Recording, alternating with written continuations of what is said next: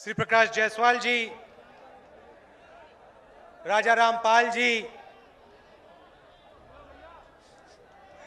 जुबेर खान जी, प्रदीप माथुर जी, RS. Munna ji, Ashok धौनिक जी, भाइयों और बहनों, कांग्रेस पार्टी के हमारे सब कार्यकर्ता,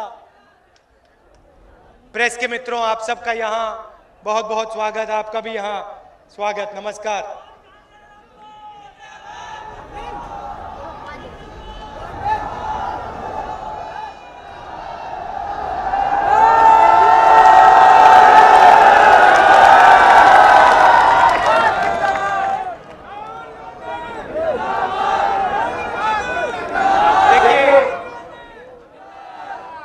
शुरुआत में राजा रामपाल जी से ही करता हूं। 25 साल बाद आपने कांग्रेस पार्टी को एमपी दिया और आपके सबसे बड़े दो काम थे। एक पावर प्लांट का काम था घटमपुर का 2000 मेगावाट का, और दूसरा कानपुर कबराई हाईवे। ये दोनों काम कर दिए गए और इनकी लड़ाई थी, कांग्रेस पार्टी की लड़ाई थी, और कानपुर को फायदा हुआ। आप पहले इंडस्ट्रियल सेंटर हुआ करते थे। उत्तर प्रदेश का औद्योगिक सेंटर, इंडस्ट्रियल सेंटर कानपुर हुआ करता था। अलग अलग इंडस्ट्रीज थी, शक्ति थी। अब वो सब बंद हो गया, खत्म हो गया। चुनाव है हमारे सामने, दो सोच की लड़ाई। एक तरफ कांग्रेस पार्टी, यहां राजा रामपाल जी, और दूसरी तरफ विपक्ष। कांग्रेस पार्टी कहती है कि सबको एक साथ लेना है, सबके साथ चलना है, प्यार से चलना है, एक साथ आगे बढ़ना है। हिंदू, मुसलमान, सिख, ईसाई, हर जात के लोग, हर प्रदेश के लोगों को एक साथ मिला के ले जाना है। और विपक्ष के लोग कहते नहीं, कोई जात की राजनीति करता है, कोई धर्म की करता है, बंटवारा करते हैं। हम प्यार की बात करते हैं, भाईचारे की बात करते हैं, वो क्रोध की, गुस्से की बात करते हैं। 2004 में चुनाव हुआ, बीजेपी के लोग आए, उनकी सरकार थी दिल्ली में, नारा दिया आपको, इंडिया शाइनिंग, हिंदुस्तान चमक गया है।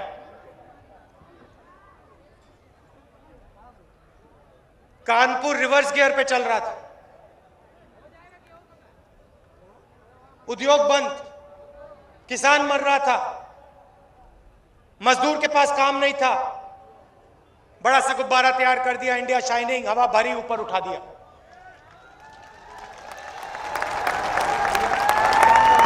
उठाया।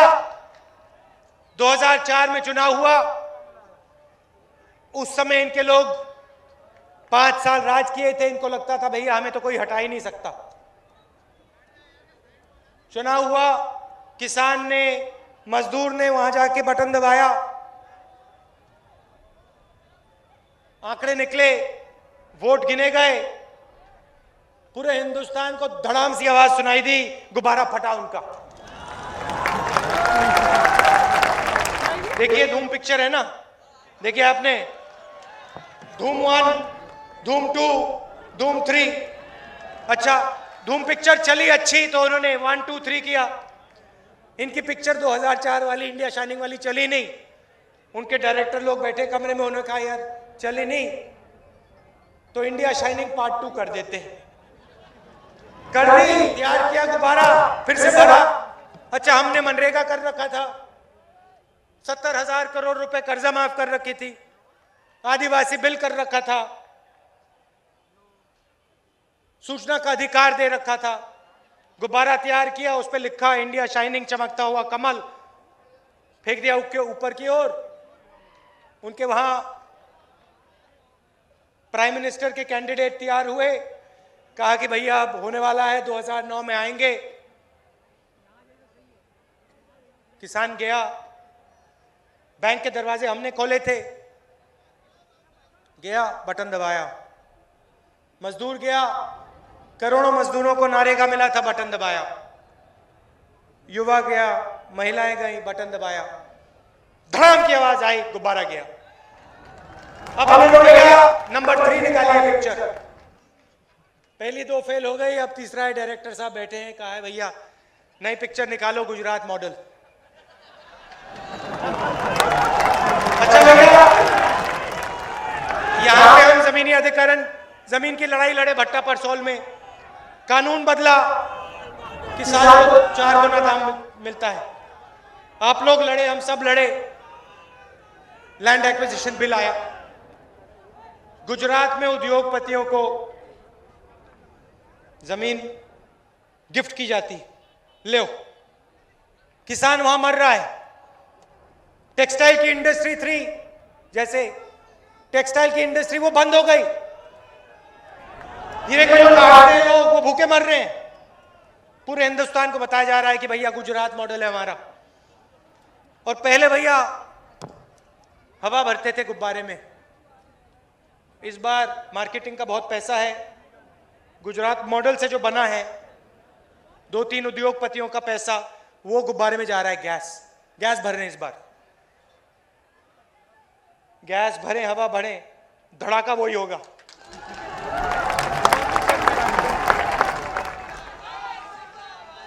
अब देखिए, हम बात करते हैं पंचायती राज की। हम आपके पास आते हैं, मैनिफेस्टो बनाया हमने, 6 महीने लगे, मैंने 30-40 मीटिंग की, अलग अलग लीडर्स, कांग्रेस पार्टी के अलग अलग नेताओं ने मीटिंग ली, आपके पास आए। उत्तर प्रदेश में, बिहार में, गुजरात में, राजस्थान में आदिवासियों से पूछा, मजदूरों से पूछा, किसानों से पूछा, महिलाओं से, गरीब लोगों से, उद्योगपतियों से पूछा कि भैया क्या होना चाहिए हमारे मैनिफेस्टो में। आपने हमें जवाब दिया और हमने जो आपने कहा वो हमने मैनिफेस्टो में लिख दिया। क्या कहा आपने? आपने कहा देखिए, अधिकार आपने बहुत अच्छे दिए हैं, रोजगार दिया, भोजन का अधिकार दिया। ये जो बहनें आई हैं, इन्होंने हमें कहा कि देखिए, पहले बच्चे भूखे सोते थे, अब पूरे हिंदुस्तान में बच्चों को भोजन मिलता है।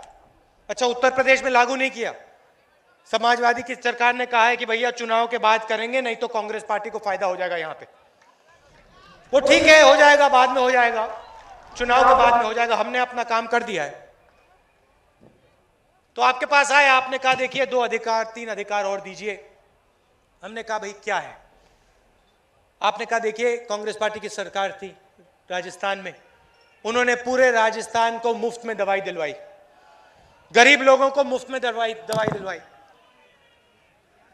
बड़े लोग अस्पताल में जाते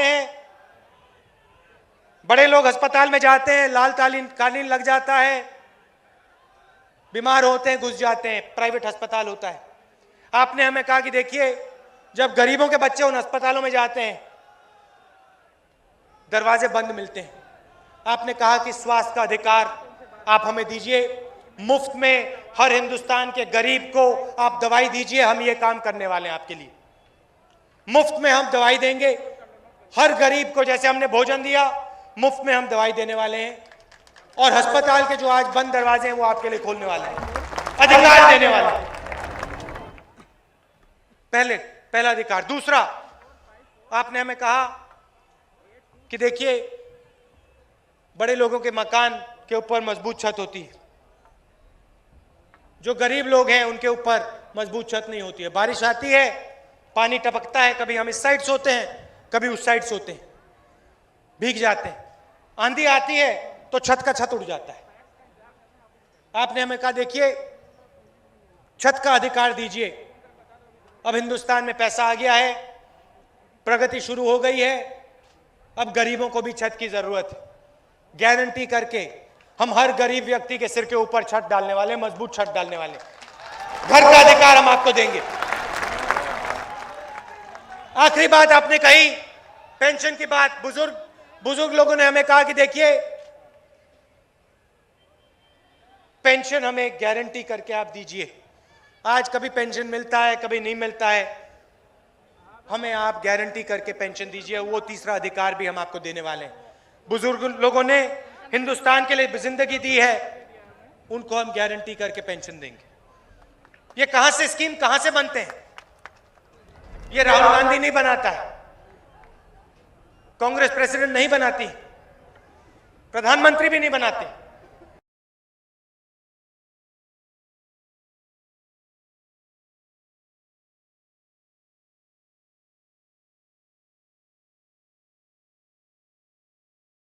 ये हमें चाहिए। हमारी सोच है, ज्ञान आप में है। लड़ाई आप लड़ते हो, किसान लड़ता है, मजदूर लड़ता है। हमारा काम आपके बीच में आने का है, आपसे पूछने का है, सिर झुकाकर आपसे बातचीत करने का है। ये हमारा काम है। ये बीजेपी के लोग सोचते हैं, समाजवादी के लोग सोचते हैं, बीएसपी के लोग सोचते हैं ये इतने बढ़िया स्कीम कांग्रेस पार्टी वाले कहां से निकालते हैं? मनरेगा, भोजन का अधिकार, आरटीआई, उसके बारे में मैं आपको थोड़ा बताना चाहता हूं। ये कैसे निकालते हैं? एक ही रास्ता है, हम आपके पास आते हैं, आपसे पूछते हैं, आप हमें बताते हो, हम करते हैं। हम आपकी इज्जत करते हैं, आपकी जानकारी की, आपकी ज्ञान की इज्जत करते हैं।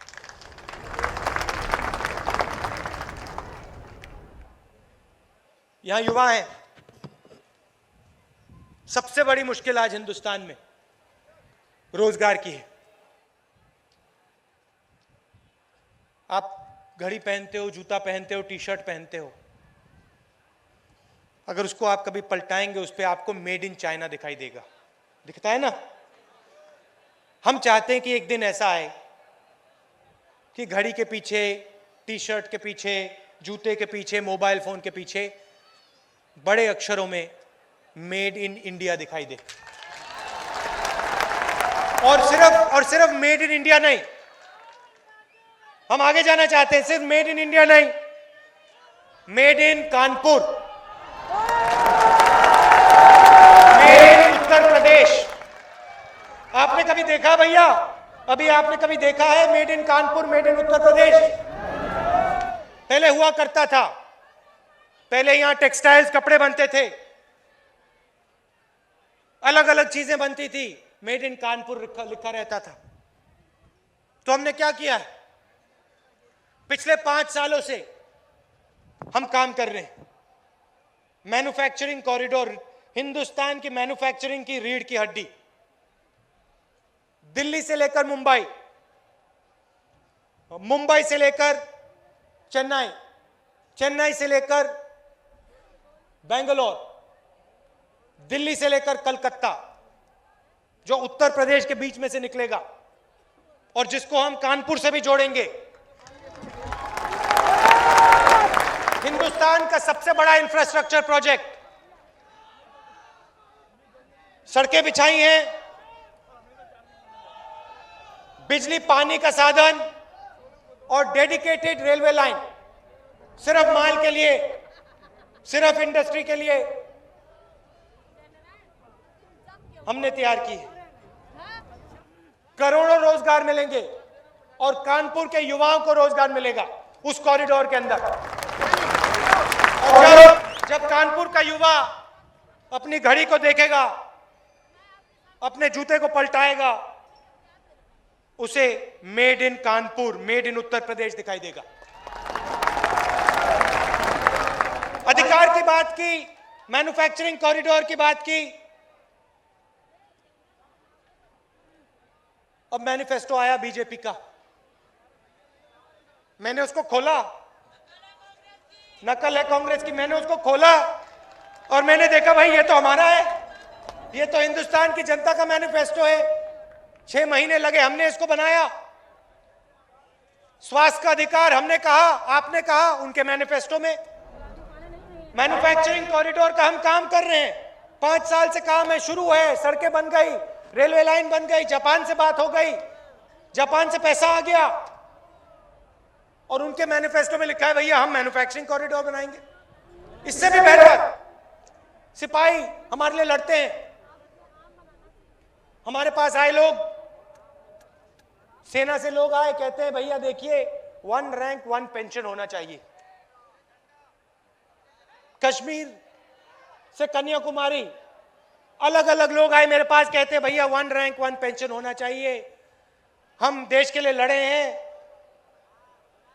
हमें भी 1 रैंक 1 पेंशन चाहिए। ठीक है, प्रधानमंत्री जी से मैंने कहा हिंदुस्तान की सेना 1 रैंक 1 पेंशन मांग रही है। प्रधानमंत्री जी ने, सोनिया गांधी जी ने कहा देखिए दिल का मामला है, इसे हम कर देंगे। हो गया, ठीक है भैया। मैंने बीजेपी का मैनिफेस्टो खोला, बीजेपी का मैनिफेस्टो खोला, उस पर लिखा है, बड़े अक्षरों में लिखा है, हम 1 रैंक 1 पेंशन कर देंगे। अरे भैया अखबार खोलिए, वो हो गया है, हमने कर दिया।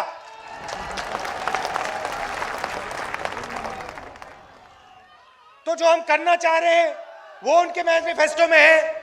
ठीक है, नकल कर दी वो तो ठीक है, करते हैं वो, मगर जो हमने कर दिया वो भी उनके मैनिफेस्टो में। मैं आपको बताता हूं क्यों। अब आपके दिमाग में सवाल उठा होगा कि ये बात क्यों हुई, कारण क्या है, नकल क्यों हुई।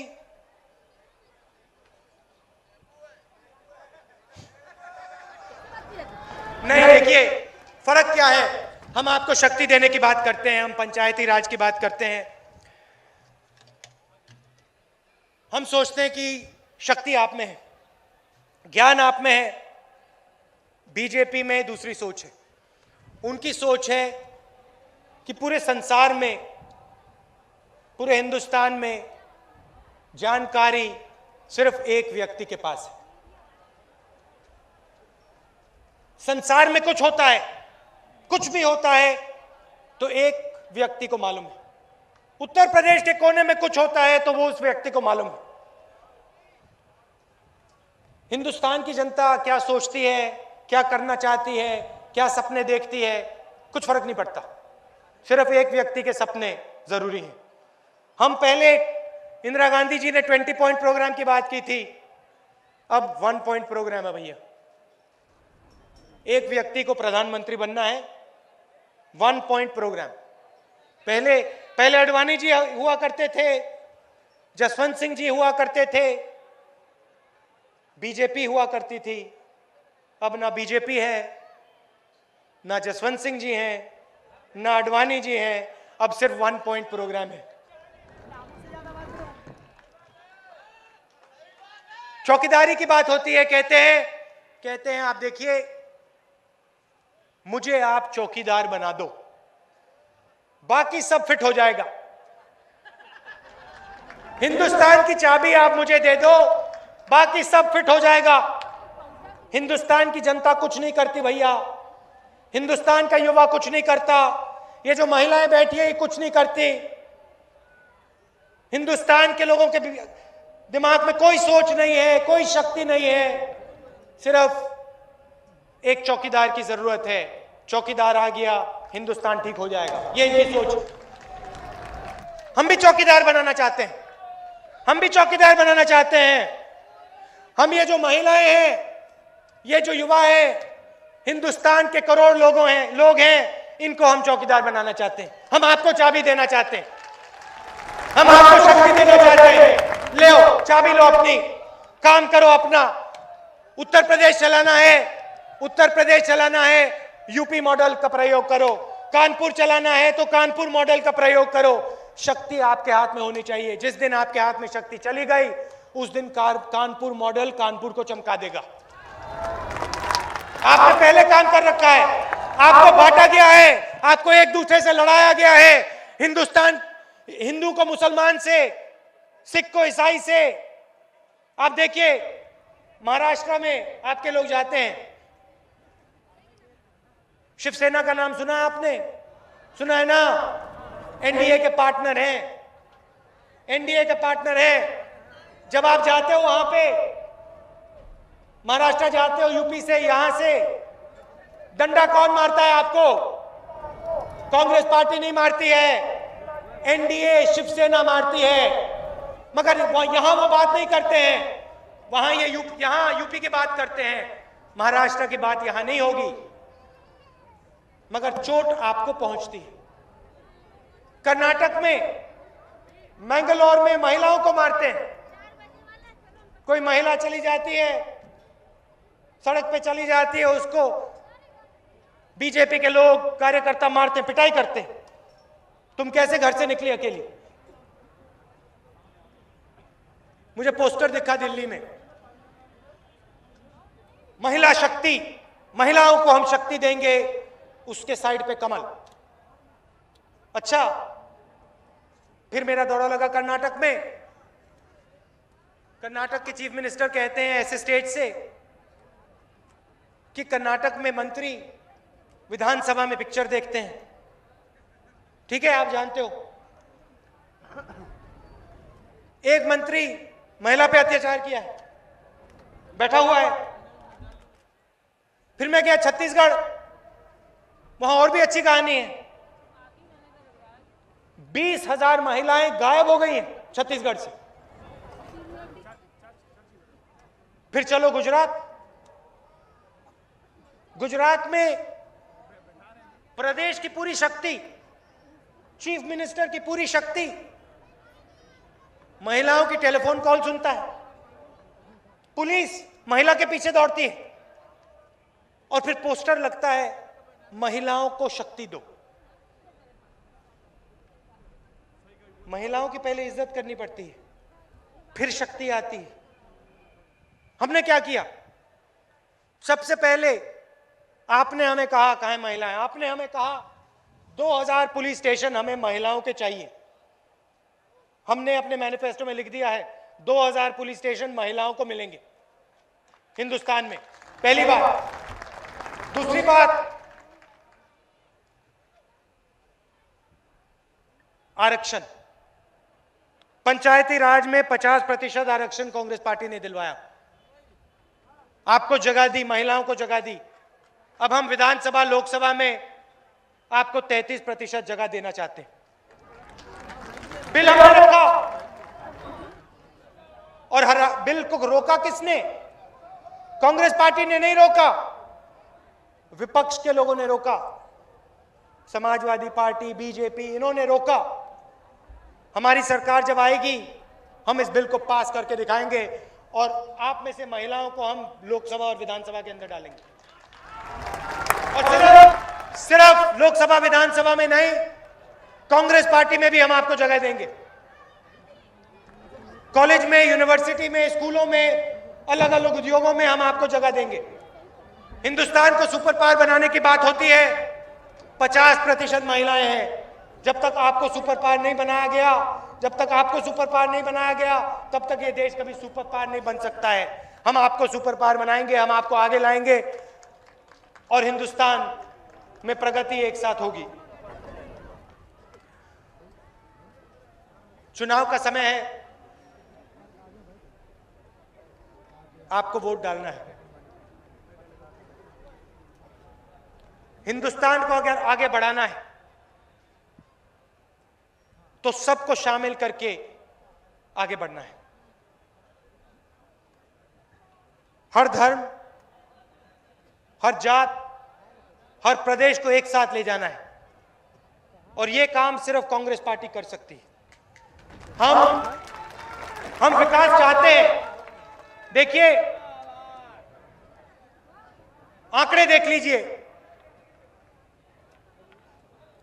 5 सालों में हमने बीजेपी से 3 गुना ज्यादा सड़कें बनाई। ठीक है, बिजली को डबल कर दिया है,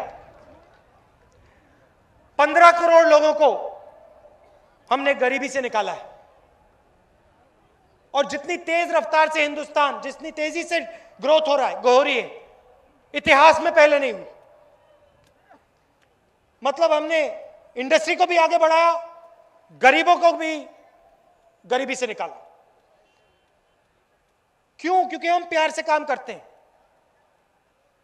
अभी मैं जम्मू कश्मीर से आया और वहां ऐसे स्टेज से नेता ने भाषण किया और उसने कहा, देखिए हम समझते हैं कि लड़ाई झगड़ा जब हो जाता है विकास बंद हो जाता है। जब एक जात दूसरी जात से लड़ती है, जब एक धर्म दूसरे धर्म से लड़ता है, जब एक प्रदेश दूसरे प्रदेश से लड़ता है, नुकसान आपका होता है, विकास बंद होता है। देश में जब गुस्सा पैदा होता है देश रुक जाता है। अब 70 करोड़ लोग, एक नया वर्ग तैयार हुआ है। 15 करोड़ लोगों को गरीबी रेखा से निकाला है। अब 70 करोड़ लोग जो गरीबी रेखा से ऊपर है और मिडिल क्लास से नीचे है, और यहां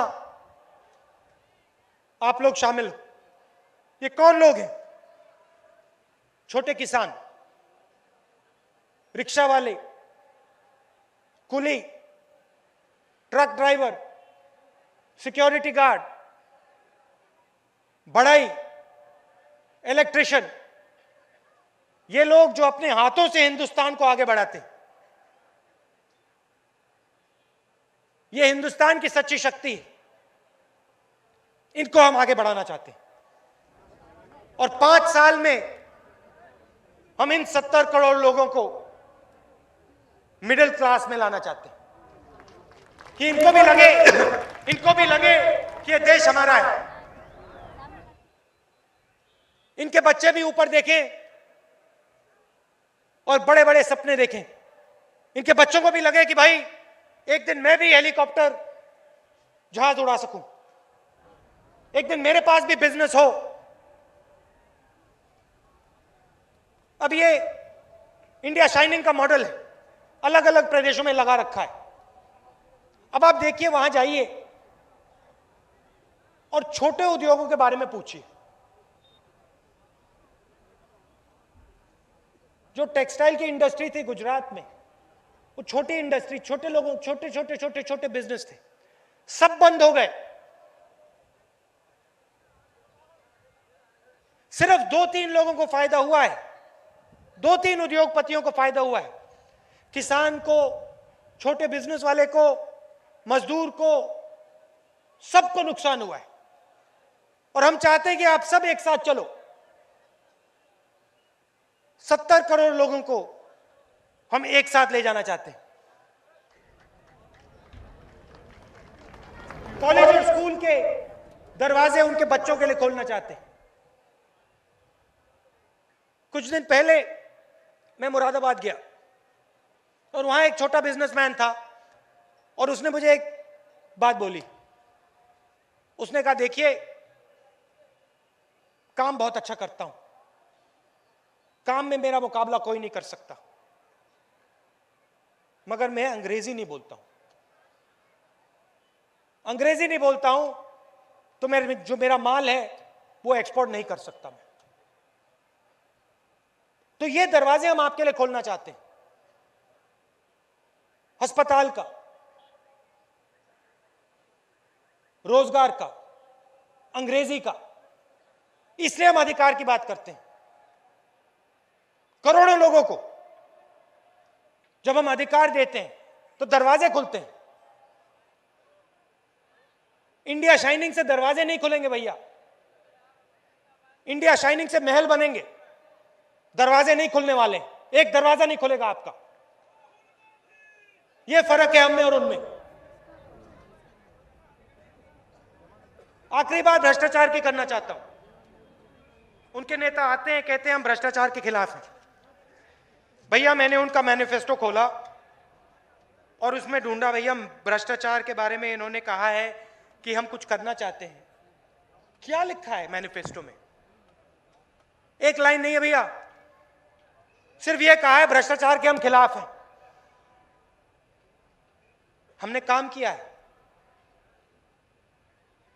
पहले क्या होता था, बड़े बड़े सरकारी ऑफिस में जो होता था मंत्री जो करते थे,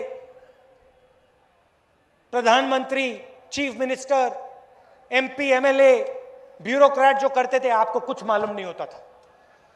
कुछ कॉन्ट्रैक्ट, कोई कॉन्ट्रैक्ट किसी को मिलता था, कोई सवाल नहीं पूछ सकते थे आप। कोई सड़क नहीं बनती थी, उसका पैसा गायब हो जाता था, कोई सवाल नहीं पूछ सकते थे आप। भैया हो गया। आप डीएम के ऑफिस में जाते थे, पूछते थे भैया हमें बताइए ये सड़क क्यों नहीं बनी? अरे भाई हमें नहीं मालूम, ऊपर से आदेश है। अब हमने क्या किया? राइट टू इंफॉर्मेशन, सूचना का अधिकार। हिंद गुजरात में नहीं है, वो बोलूंगा आपको, बोलूंगा भैया नहीं है। और जब तक कांग्रेस पार्टी की सरकार नहीं आएगी तब तक नहीं मिलेगा। और भैया सिर्फ आरटीआई नहीं, भैया देखिए दिल्ली में लड़ाई होती है, दिल्ली में कहते हैं भैया लोकपाल बिल। गुजरात में आपको लोकयुक्त नहीं मिलेगा, वो भी नहीं है। गुजरात में कोई सवाल नहीं पूछ सकता भैया। तो हमने राइट टू इंफॉर्मेशन दिया आपको, सूचना का अधिकार, और धड़ाधड़ आपने सवाल पूछने शुरू किए। कुछ महीने पहले मैंने प्रधानमंत्री को चिट्ठी लिखी, मैंने उनसे 2-3 चीजें कही। किसी ने कहा भाई राहुल गांधी ने क्या लिखा है प्रधानमंत्री को, हम भी पता लगाते हैं। आरटीआई ठोका फटाक, अखबार में मैं पढ़ रहा हूं अपनी चिट्ठी, राहुल गांधी ने यह लिखा है। यह शक्ति हमने आपको दी है। लोकपाल बिल किसने दिया? कांग्रेस पार्टी ने दिया। अब आप हमारा मैनिफेस्टो पढ़िए, 5 और बिल पढ़े पार्लियामेंट हाउस में जो हम आपको देना चाहते हैं। भ्रष्टाचार के खिलाफ, ग्रीवेंस रिड्रेसल, अलग 5 बिल। रोका किसने इन बिल को? बीजेपी के लोगों ने, पार्लियामेंट को रोककर। हमारे मैनिफेस्टो में लिखा है कि हम इनको पास करेंगे। कहना बहुत आसान होता है भैया, हम करते हैं।